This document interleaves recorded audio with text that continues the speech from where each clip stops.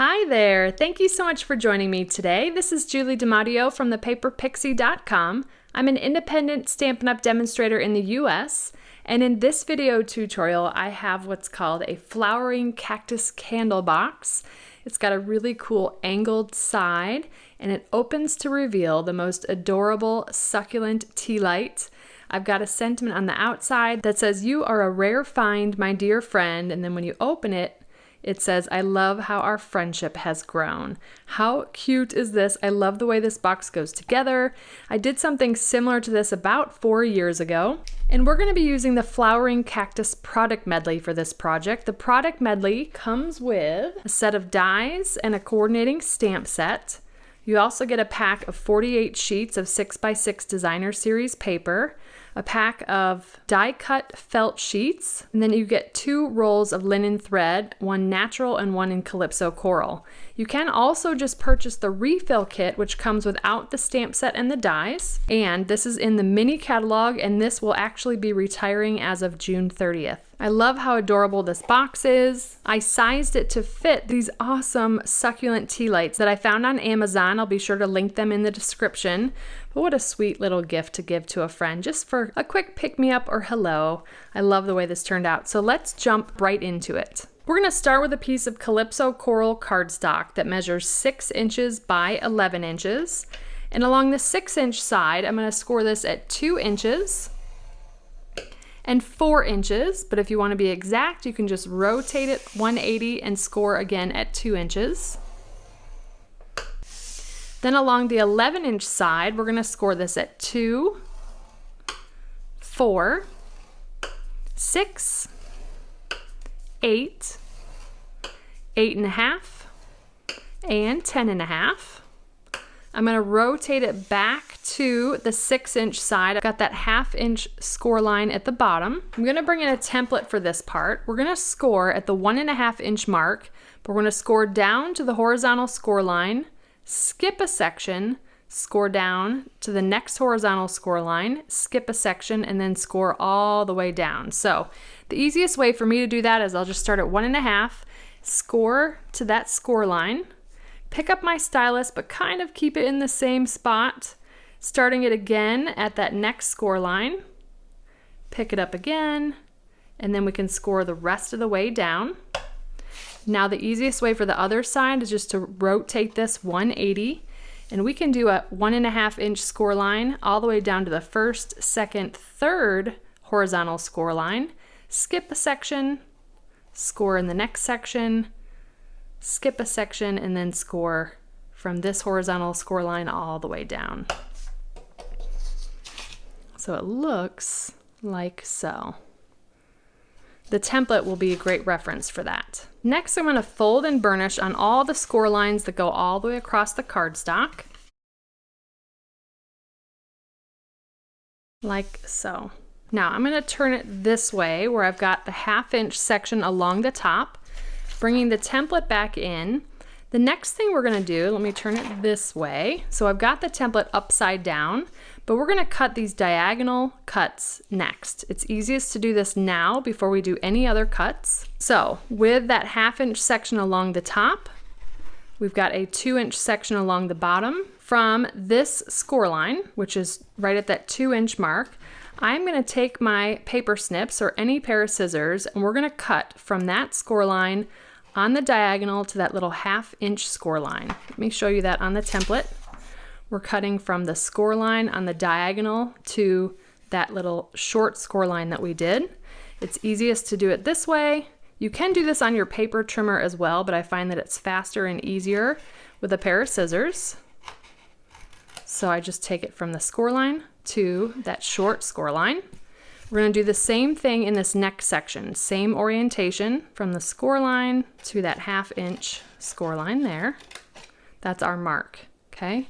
Now I'm going to flip the cardstock because I'm right-handed. I'm going to do the same thing. So score line on the angle to that short score line. And same thing in this next section. Like so. Okay. So we've done these diagonals. Basically, if I fold those out of the way, you can start to see what's going to be removed. And then the next thing I recommend is to turn it in landscape. And we're just gonna cut up each of the vertical score lines. It's actually easier for me to see this on the back side. I'm gonna cut up each of the vertical score lines, stopping at the horizontal score line. I'm gonna do that on both sides.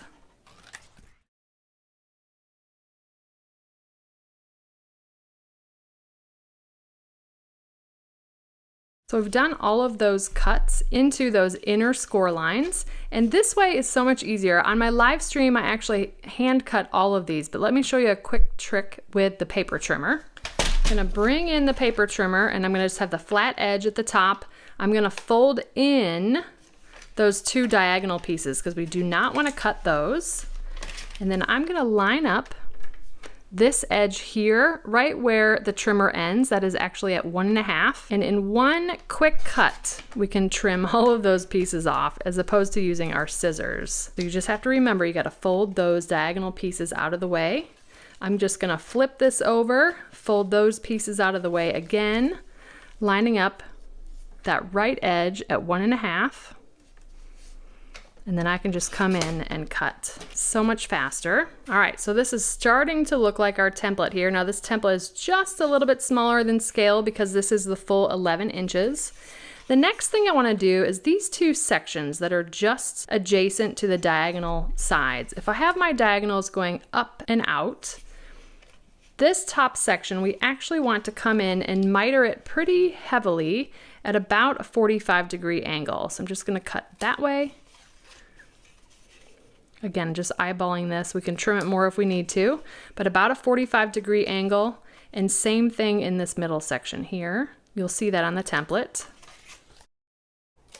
And I'll show you why we do that when we put it together. So the next thing we're gonna do is now just come in and miter the rest of these sections that we haven't trimmed.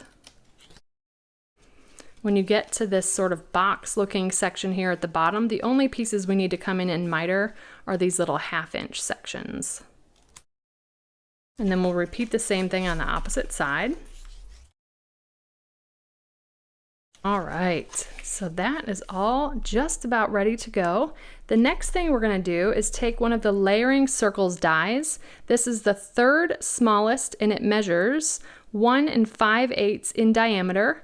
I'm gonna die cut this lower square section. This is gonna be where our candle sits. So I'm gonna go ahead and die cut that with the Stampin' Cut and Emboss machine. I'm just centering that circle in that 2-inch square. I'm using a Post-it note to hold it in place. And then I'm just gonna run this through just enough for that circle to be cut. And then you end up with a piece that looks like that. Go ahead and save the circle piece that gets die cut out. We're gonna use that in the lid of the box. All right, and now it is time to adhere some designer series paper. I have 3 pieces from the Flowering Cactus product medley that measure 1 7/8 inch by 1 7/8 inch. And then I have 2 pieces that measure 1 7/8 and 1 13/16, which means it's just a 1/16 shorter in height than these pieces. So let's start with the ones that are 1 7/8 inch square. I'm gonna use multi-purpose liquid glue. And with the circle section at the top, I'm gonna adhere this one with the pattern going up and down, or top to bottom, because this is the front of our box. This next piece, I'm gonna adhere in the same orientation. This is the top of our box. So again, top to bottom. And then the next piece, I'm gonna actually do bottom to top because this is the back of our box. All right, now with the 2 pieces that are 1 7/8 by 1 13/16, I'm gonna sandwich them so the 2 back sides are on the inside and the outsides are on the outside, okay? And what I'm gonna do is in this upper, no matter which side you're looking at, the upper right corner, I am gonna make a little tick mark, and I wanna make sure that these are sandwiched together at 7/16, which is 1/16 just before 1/2 inch. Don't know if you can see that little tick mark there. That's at 7/16. And then with those sandwiched together and lined up, I'm just gonna cut with my scissors from this lower left corner on the diagonal up to that pencil mark. You can also use the trimmer for this as well. And what that does is just give us the right angle for these two sections. We're going to adhere them like so. We're not putting paper on this one. This is the bottom sides of the box. So you can see we don't have designer series paper there. It gives it a great contrast. So liquid glue.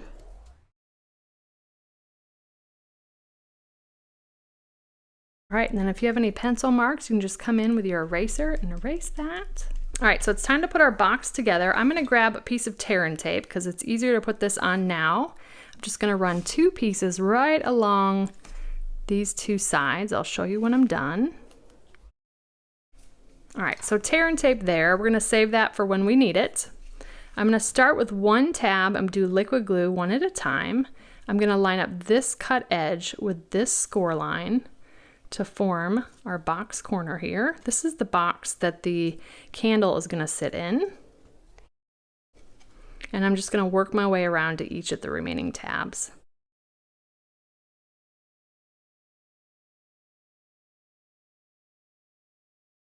All right, now with these diagonal sections, this is how these are gonna go together. So starting at the top here, this is the front of our box, the top and the back. We're going to adhere these tabs like so, and I'm just eyeballing to make sure that we had our angle right. If for some reason you didn't cut enough of an angle, you can just come in and trim that. We just don't want that to appear outside of that diagonal side. So I'm just going to take liquid glue and do 1 at a time.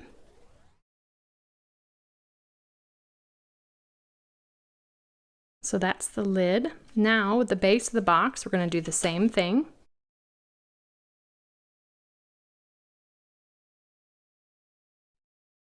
All right, so I think you can see how this is starting to come together. Now this piece is actually going to fold right into the inside, and as you can see there's a little bit of a gap on either side. That's what the tear and tape is for. So I'm going to pull this out. Let's get that tear and tape pulled off.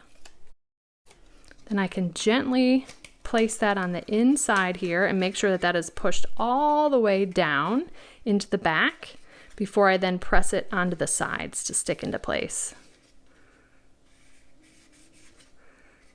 And then this lid is going to fit over the base for this box to close, like so. Now, quick trick here. I'm just going to grab a retired little 1/2-inch circle punch to put in a bit of a finger notch here so the recipient knows how to open it. Like so. Now I've got this adorable succulent candle, and it's funny, they're not attached to the little tins, but I'm just going to grab a dimensional just to put on the bottom of the tin. That's going to pop this up just a little bit in the base of this box and kind of holds the tin in place. Like so. And we can just put our cute, cute candle in there. Go ahead and close this, and let's do a little bit of box decorations. All right, so I'm using Highland Heather and Mossy Meadow. First going to stamp this adorable succulent or cactus in Mossy Meadow. Then I'm going to stamp the sentiment, "I love how our friendship has grown," in 1st generation Highland Heather. That just means I'm stamping it straight from inking it up down to the paper. Then I'm going to do 2nd generation stamping with the succulent flowers stamp. So I'm going to ink it up.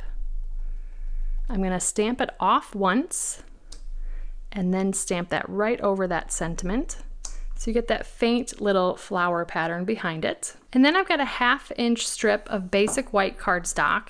I'm going to stamp the sentiment, "You are a rare find, my dear friend," in Highland Heather. With paper snips, I'm just going to trim this on either end, just cutting it straight. I'm going to punch this sentiment out with the 1.5-inch circle punch. And that circle that we saved, I'm going to go ahead and adhere this sentiment to that circle.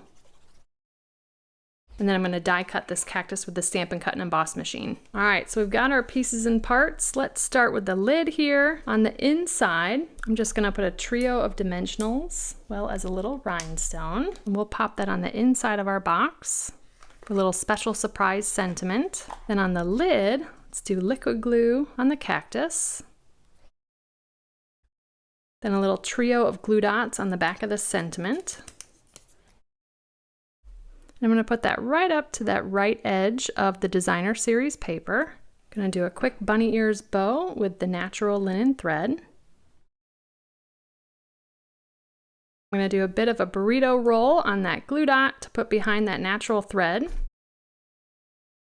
I'm going to grab one of the tiny flowers from the die cut felt embellishments, pick up a glue dot, and then the finishing touch is just a little piece of bling there. And there we have our flowering cactus candle box. How sweet is that? I love the way that this looks. It looks tricky to put together, but as long as you refer to the template, it makes it really easy to put this together. And what a wow box. Now, think of the ideas that you could put in here. You could do a little mini cupcake. I'm sure there's lots of other adorable tea lights you could put in here. A K-cup will fit as well. So this box has lots of different ideas for so many different occasions and sweet little gifts that you can give to someone else. So thank you so much for joining me today. If you enjoyed this video, please give me a thumbs up, subscribe to my channel, and hit that bell icon so you don't miss my next video. If you're interested in purchasing any of the Stampin' Up! Products I used today, they'll be linked in the description. And I'll also include a link to my detailed blog post with all project measurements, details, and a picture of the template. I'd love to have you come visit me at thepaperpixie.com, where I post projects every weekday to inspire you. And if you don't want to miss a thing, you can subscribe to receive blog updates via email, and you'll receive an email each time I publish a new post. You can shop with me anytime at thepaperpixie.com/shop.